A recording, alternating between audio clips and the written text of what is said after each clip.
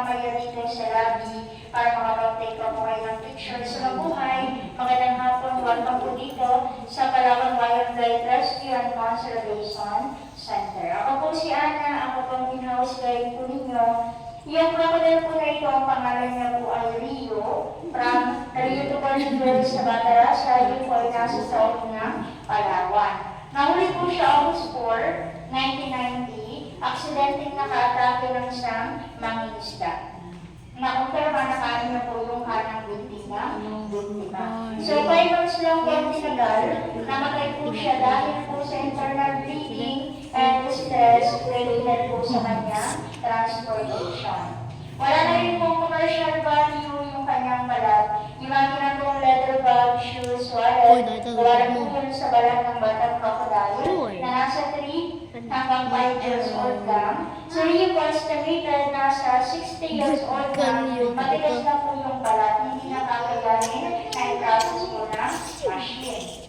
Dati si Rio, ang pinakamalaking crocodile, dito lang po sa Pilipinas. Si Lolo, ka-recognize bilang pinakamalaking crocodile sa buong mundo. Nasa 5 meters po itong si Rio, si Lolo naman po ay nasa 6 na metro. So, isang metro pa yung hinabag niya dito sa crocodile. So, si Lolo po ay nahuli 2011 sa Busan del Sur sa Mindanao. Hindi po siya pinadala dito sa Palawan.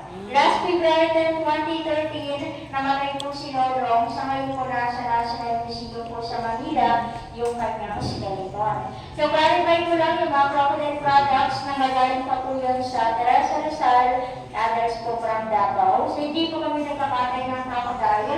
Special project po kami ng DNR para mag-rescue na iba't ibang buhay ilang dito po sa province po ng Palawan. All of the crocodile products made po yung from saltwater crocodile. So, sa buong mundo, meron pong 24 na uri po ng crocodiles. At sa 24 po na yun, 2 po yung meron tayo. Meron po tayong tinatawag na Indo-Pacific or saltwater crocodile. Meron sa Pilipinas, meron sa ibang bansa, yun po yung katulad ni Rio at ni Lolo. Yung isa naman po ay Philippine crocodile or freshwater crocodile. So, naka-align, post-try po yung black spot ng Philippine crocodile, karat-karat naman po yung black spot ng saltwater crocodile. Sa next station natin, live crocodile, pwede po yung mag-take ng picture, crocodile out lang po yung flash ng camera, and then po maglalagay yung kapatok na kahit anong bagay sa mga tangke ng mga baby crocodile.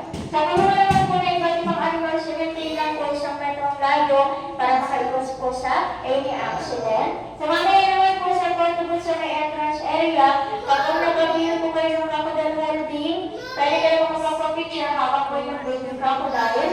Babayaran po yun sa ticket good nasa 60 pesos per person. Optional naman po yun siya. Pagkaw po rin nakatake yung mouth ng crocodile, safe to hold naman. So, let's go po dito. Next station po natin, like